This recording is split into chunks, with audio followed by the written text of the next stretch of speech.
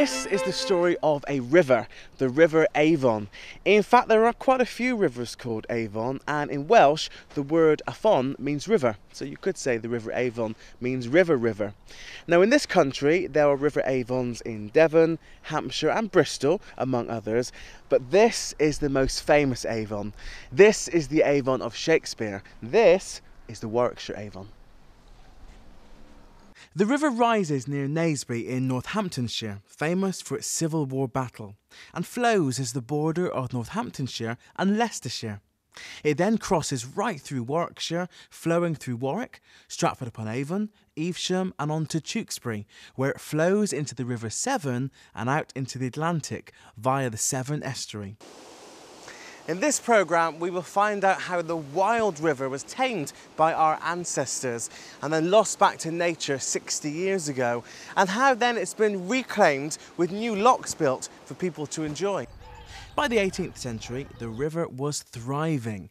As well as 400 barges plying up and down the river, a variety of pleasure boats took day trippers up and down the river too. Visitors would arrive by train and then take a steamer ride along the stretch by Evesham. Posters and leaflets advertised the trips. When in Evesham, take a trip on the Diamond Queen. Still today, pleasure boats take trips up and down the same stretch of river from Evesham Lock to Fladbury. Away from the hustle and the bustle of the town itself, the ride must have changed little. Since the 1950s, the river has been managed by trusts who look after the river, not only for pleasure boats, but also for those who use it for sport. Rowing clubs grew up along the river. One of the early ones was Evesham, where there is still a rowing club today. Stratford too has a thriving rowing club, and on most evenings during the summer, crews are out practicing. Their modern boats don't always have the cocks in the traditional position. Even the rowers have to buy a licence from the trust. That's how they get the fund to maintain the river. Like keeping the weirs clear of debris. After heavy rain, large bits of flotsam and even whole trees are washed into the river and would soon clog it up. So the trust uses a barge with a grabber on it to collect the rubbish and then dispose of it. They also maintain the locks and basically ensure the river is clear for the movement of boats. Recently, a narrowboat got stranded half in and half out of the water, and the bow sunk below the water, creating an obstruction to the navigation of the river. It fell to the Navigation Trust to refloat the boat and clear the river. So, 2 large recovery lorries were used to pull it out of the water. Then came the laborious task of trying to pump it dry and ensure no water was going to get back in when it was refloated. And then, in a rather unorthodox fashion, she was pushed back into the river. Would it sink and block the river even more, or would she float long enough for them to pump out the rest of the water from her? Other agencies also work on the river. Some are part of the government, like the Environment Agency, who are responsible for the water quality of the river. Agency staff regularly come and take water samples from all along the Avon.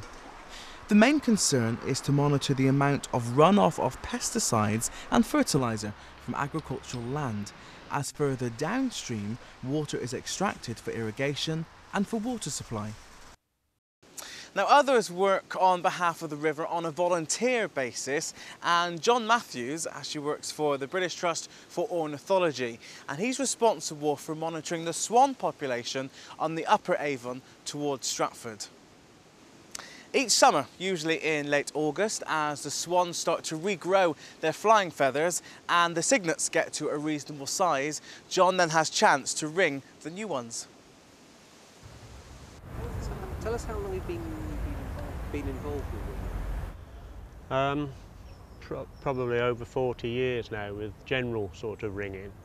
And then I've got involved with the swans about 20 years ago with a gentleman called Joe Hardman, who ring the birds in Stratford since the mid-60s, and he continued that study until he left for Australia. The swans here are used to people and come readily for food, so catching them isn't usually a problem. John has been trained by the BTO on how to handle them without doing them any harm and keeping their distress to a minimum.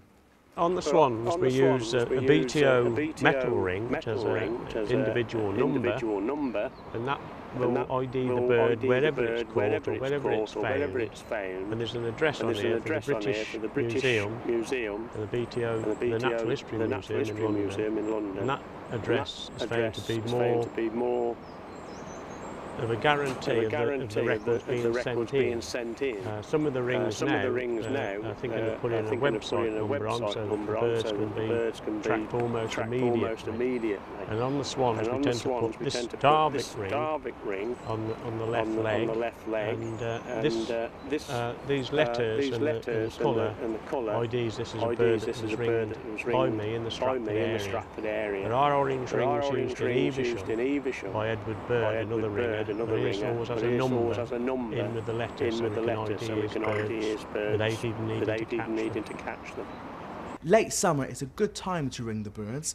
Apart from this year's baby swans getting a good size, all swans have shed their flying feathers and have been flightless for the last few months.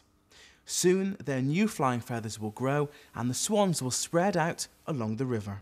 The river might look like a natural environment, and it is indeed home to plenty of wildlife, and as you can see, it takes a lot of effort to keep it looking the way it is, and it's an uphill struggle. The Navigation Trust work hard to ensure that the river is easy to navigate so that all those who use it can enjoy the beauty of the River Avon.